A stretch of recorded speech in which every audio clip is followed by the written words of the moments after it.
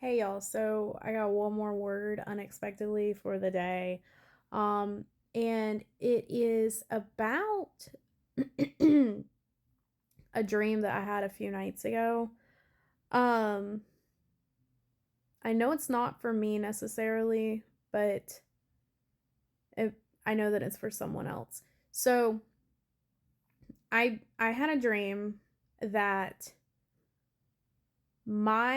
there was like a cell phone, and it was shown to me in the dream. I don't remember who showed it to me, but on this phone there was a video of my spouse, okay, at some bar, um or a club or something, like drinking and all that, okay, partying. And I was like, and there was like loud music and like all that. And I was like, that's so weird because it's like not him. Um, and at least that I know of, anyways. So then I asked him about it, right? And he didn't really seem to care that he was doing it. Um he was just like, yeah, so what? Like, yeah, I'm doing that. That's what I'm doing. And it was very like prideful and arrogant, okay? The way that he was like going about it. And then I saw him laying in the bed with a girl, okay, and they were just sleeping, all right? And he was like laid out, right? Kind of like spread out like on his back. Not really touching her. And that was something I noticed because I was like, he's not even like cuddling with her in the bed like he would with me. When we did used to like sleep in the same bed or have sleepovers or whatever. Um, he would like be closer to me. It would be like a cuddle session or something. So I thought that was interesting. It was something I noted in the dream while I was standing there. Um, he didn't really seem interested in touching her. There was no like form of intimacy, okay? They were just sleeping in the same bed. They weren't There was no intimacy there, okay? Like no true connection. Um and then I noticed, um so they woke up. Okay, they woke up. She got up and went somewhere. I don't know where she went. She just went off somewhere. When she went off somewhere and disappeared, he then came up to me.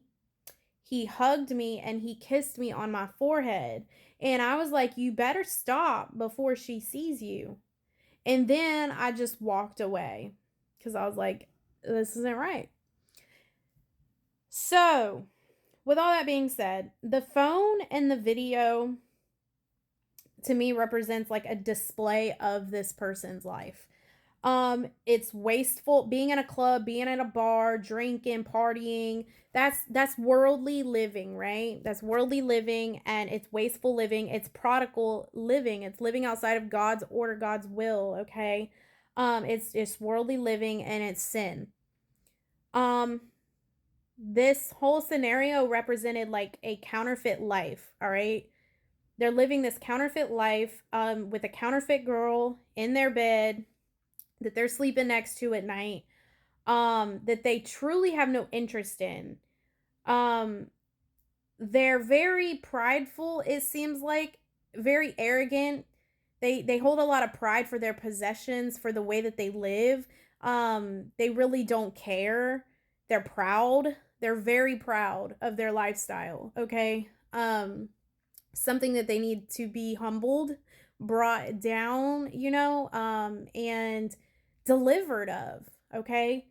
But currently that's where they're at. They're living in the sin. They really don't care. They've got this counterfeit lifestyle that they're really not interested in. This person that they may be with, this counterfeit person, they hold no true intimacy with them. They have true intimacy, a true connection with you.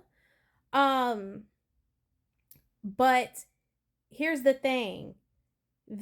Because of their double-mindedness, because of their prodigal living, because their counterfeit sinful life, they cannot be themselves. they just cannot be themselves and express and walk in their true feelings for you. They can't um they can't have full access to you until they get rid of this stuff.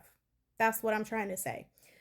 Um they cannot have that full access to you until they get rid of these things. You need to set boundaries with this person, okay? You need to set boundaries with them. And God is not going to allow them to fully, like, he's going to cause this blockage until they get rid of these things, okay? And he's not going to allow them to have their cake and eat it too, essentially, right? They have to get rid of the pride. They have to get rid of this counterfeit lifestyle. They have to get rid of this counterfeit person. They have to make the choice to walk away and leave that stuff and pick up their cross and follow Jesus.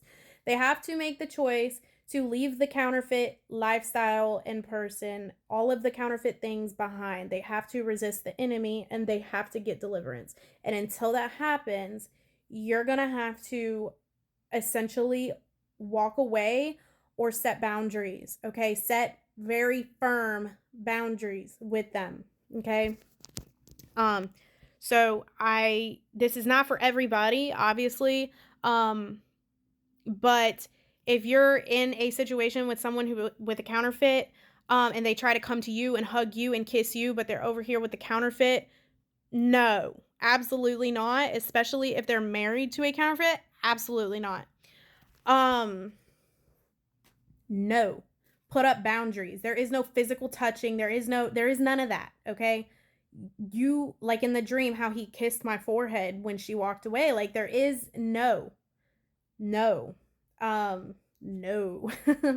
So they have to leave that lifestyle. So I do hope and pray that this gets to who it needs to get to. It is not for everybody, so take it back to God. I know a lot of people are dealing with counterfeit situations, but that doesn't mean that this is for you. And so then there's a lot of people who are standing for people who are counterfeits, who aren't even like, so you have to take everything back to God and know that you know that you know that you know. So I hope this reaches who it needs to reach. I pray it reaches who it needs to reach. I pray that you do set the boundaries and take the instruction, given in the video. Take it to God and allow him to give you further instruction and insight on that as well. And, have him confirm that this is indeed for you. So, yeah. Again, I pray it reaches who it needs to reach. And I pray y'all have a blessed rest of your evening. And I will see y'all in my next video. Okay, bye.